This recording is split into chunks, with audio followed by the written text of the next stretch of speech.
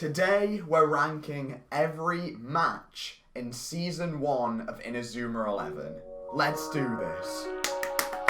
TXM style.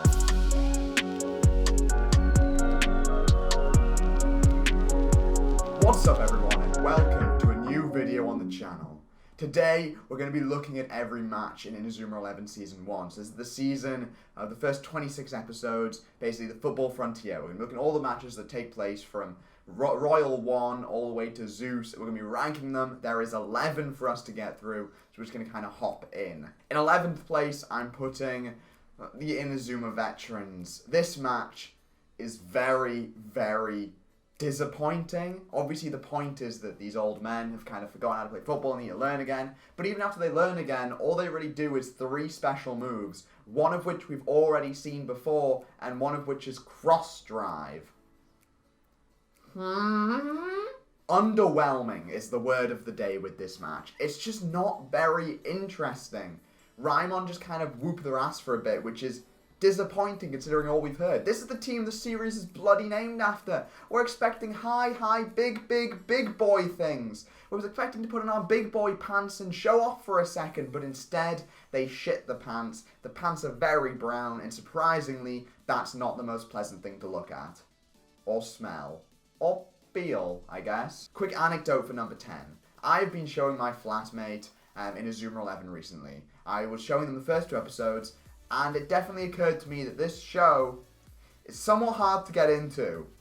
Because, if I'm being honest, Royal 1 is definitely not the most engaging match in the world. Royal 1 is another match where, yeah, I get the point. I get that this is supposed to be a match between a team that's very, very weak against a team that's very, very strong. And obviously the whole thing is that Raimon managed to score 1 goal with Axel, and that is when the Royal forfeit for some reason, ruining their unbeaten record. Sure. Anyway, that's fine. I don't care about that. What I care about is that the match is a bit boring, I'm going to be honest.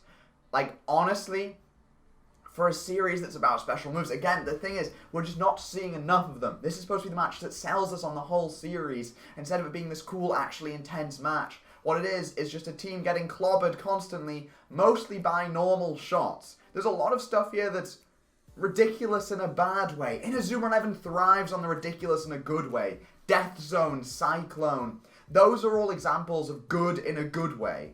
What's not so great is just kind of Royal smacking a ball at a bloody 13-year-old. What's not so great is these characters seeming completely superhuman, kind of making you go, okie dokie, sure, why not? It's just not a very engaging match. And then there's the whole thing about Raimon dominating them in the very beginning of the match for some reason, because I guess Royal are pussies or something. Then there's the end. It just ends. You think you're getting into the actual climax of the match, and then it just ends. Why? And don't even get me started on the fact that obviously it's 20-1 by the end. So you never for 1 second believe there's a chance. Instead you just treat it to a shitty forfeit. A shitty forfeit, which sure, lets Raimon win, but why is this happening? Why is there a forfeit here? But anyway, number 9 is the match that immediately follows that, Occult Junior High. At the very least, this is showing there's definitely going to be an upward increase in match quality as we go on. Occult's match completely centers around the one dynamic of Kevin and Axel, which is all well and cool, and honestly it kind of works. Occult's main problem is just it's a bit, again, slightly dull and stupid. Like, these are the words that just kind of describe this match. Dull and stupid. Stupid because Ghost Lock. Ghost Lock. Sure. It's just kind of annoying. It's not, like, it's just one of those things where it just kind of defeats any form of tension, I guess, because, oh, they just score. It feels cheap. It feels like cheating. It feels unearned. And so I guess, sure, it makes decent bad guys or something, but it's just one of those things where it's like, okie dokie. I don't feel intimidated by these guys. All they do is they just cheat. Sure. But then, how it's broken? Rumble, smack, or whatever the hell it is. Who cares? This is such a stupid way of breaking this. It's such a stupid way of breaking this. I think Dragon Tornado is cool. I think Dragon Crash is cool. I think Fire Tornado is cool. I think fucking Rumble, smack, or whatever the hell it is. Rumble, break? Who knows? It's dumb. Out of there. Number 8 is Otaku. Now, Otaku I've been very harsh on in the past, but you know what? I kind of am warming up slowly. Oh, I'm sorry to admit it, but I am kind of warmly slowing up. That's not at all what I meant to say. I'm slowly warming up to Otaku, because I kind of am starting to appreciate them as just complete, stupid, lovable goofs. And unlike Occult, which feels like a team that's meant to be big and scary, but it's just cheaters, Otaku's a team that's built on the foundation of being cheaters. And looking simply at it as a match, it is really cool, the idea of throwing away Axel and going, okay, rest of your team, sort yourselves out. And obviously playing against cheaters creates some interesting moments, some funny moments. Willie scores. Hell yeah, perfect match. Number 8. It would be higher if it felt it all like it meant anything. Because Willie never plays again, despite getting all the development of this one. Sure. Number 7 is Wild Junior High. Now, this kind of is starting to seep into the middle of the list, where we go with the forgettable matches that are just kind of alright. Wild is kind of made a bit boring by the special moves being really boring that Wild use, and a lot of it is pounding shoot shots at Mark, because again, one of these matches that's kind of about the idea of just Mark being Raimon's backline until the rest of the team get their fucking act together, and the entire match is built around Jack's fear of jumping, and of height, and of using Inazuma drop. And that's a very satisfying moment when it happens, but essentially the match is just 100% leading up to that moment happening. Satisfying moment, pretty alright match, but at the end of the day, that is all it is. There is nothing else to its bones. It is a teensy bit of meat, but not the whole package. What the fuck happens in the match against Shuriken? Like, literally, what the hell happens in this match? Who knows? Literally, the bloody Sherlock Holmes is out there investigating what the hell happened in the match between Raimon and Shuriken. Who knows? Stick it at number 6, because I remember it being good, but who knows what the hell happens in it? Number 5 is the final match of the season. Raimon versus Zeus. I contemplated a lot where to put Zeus, because honestly, the first half of the Zeus match is one of the best matches, in my opinion, in Inazuma 11. It's great. You genuinely get the sense of an intimidating team without doing the Royal One tactic where they just pound goal after goal after goal. They're still pounding goal after goal, but only 4 goals creates like you have the sense that Raimon can still win, instead of it being like, oh, I wonder how they're going to bollocks the way out of this one. So it says like, ooh, I believe in them, go Raimon. And also Zeus were a really cool team, and Aphrodite's really cool, and everyone's really cool. It's awesome. I love it. But the second half, don't love it as much, because when you just do Twin Boost F 4 times in a row, or 3 times, however many times in a row, surprisingly, it starts to become a bit repetitive and boring. So, great match, terrible ending, oh my god. Also, you're about to experience the wrath of the gods! At number 4, I'm putting Brainwashing, because if I'm being honest, this is the first match that feels like a fully fledged match in the series. You've got Thomas Felt as an actually interesting character doing all this cool stuff. The whole running forward, the goalie running forward to hit the ball. You've got Inazuma 1. You've got the actual like dilemma of Brainwashing being like getting all the statistics and being lazy little cheaters. And then them choosing to break that. You've got character development for the other team, as well as character development for our team. You have the big Axel Neil Turner at the end, which, you know, obviously creates dilemma for the next match. And you've got cool special moves while we're going at it. Rocket Kabushi, Shot Pocket, Fire Tornado, Patriot Shoot. Honestly, I don't have a lot of qualms with this match. I think it's just a very good match. It's the first very good match, essentially. It also doesn't suffer from a massive underdog problem. The two teams genuinely feel quite equally matched, which is always really cool. It's weird, but I have less things to say about a match the better it is, I feel like. Because number 3 is Kirkwood, and again, don't have a whole lot to say about this, aside from it feels like 2 evenly matched teams actually having a proper match. Again, what do we like to see in these matches? Oh yeah, character development for the other team.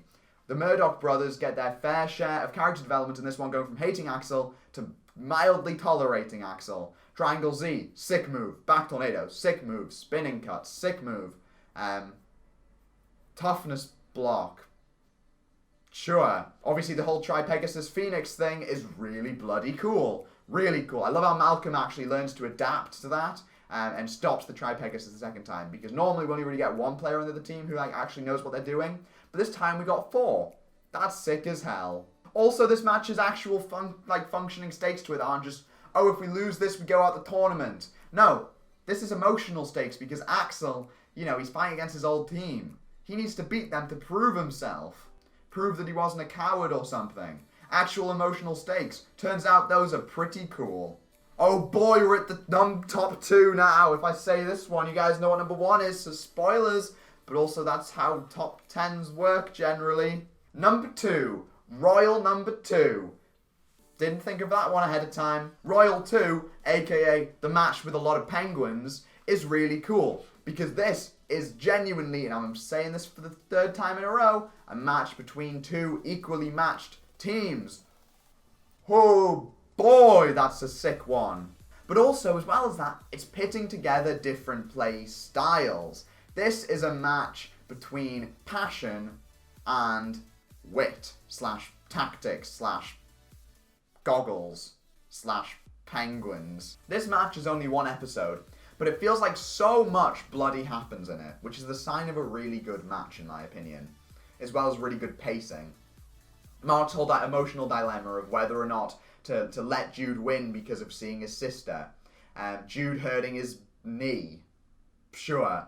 Axel waking Mark up by kicking him really hard. Axel's classic healing method. Power shield, full power shield. The big, oh, we got this boys. Timmy used whirlwind twister. Inazuma 1 drop. Axel bloody kicking Joe King with his fire tornado in his shield and it bursting or something. This is a match full to the brim with stuff that also has quite a lot of setup dedicated to it because obviously this is the big stakes of being Royal Academy. Bloody hell. Royal freaking Academy. They're the team who smashed us in the beginning.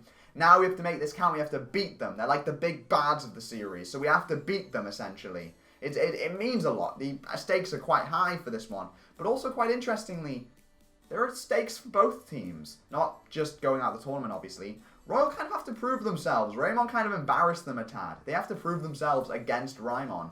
And also at the same time, Jude, in particular, he wants to see his sister. So he wants to win the match in order to actually find his sister or whatever. Adopt his sister or whatever. Who knows? But basically, what this makes interesting is that the viewer is in Mark's head. Mark's having the whole emotional dilemma of whether or not to let Jude win, but as a viewer, we're also having that same dilemma of do we want Jude to win? Who do we want to win? The main characters who we've been following, or Jude, who might get to adopt his sister for some reason? Didn't ask for her consent on that, but sure. Go ahead, Jude. You have emotional stakes. About time. And if you vaguely know what the hell's going on, then you should be able to figure out that number 1 is the match between Raimon and Farm Junior High. Oh boy, this match is a good one, and let's get into why. The match against Farm, for me, is so good, because it takes this Raimon team that we've been believing to be becoming actually fantastic, and it's like a slap to the face. Shuriken became a bit forgettable. The match against Shuriken, we can agree, no one knows what the hell went on in that match. We just kind of saw Raimon being good. Farm takes Raimon being good and says, okay, but no. Infinite Wall.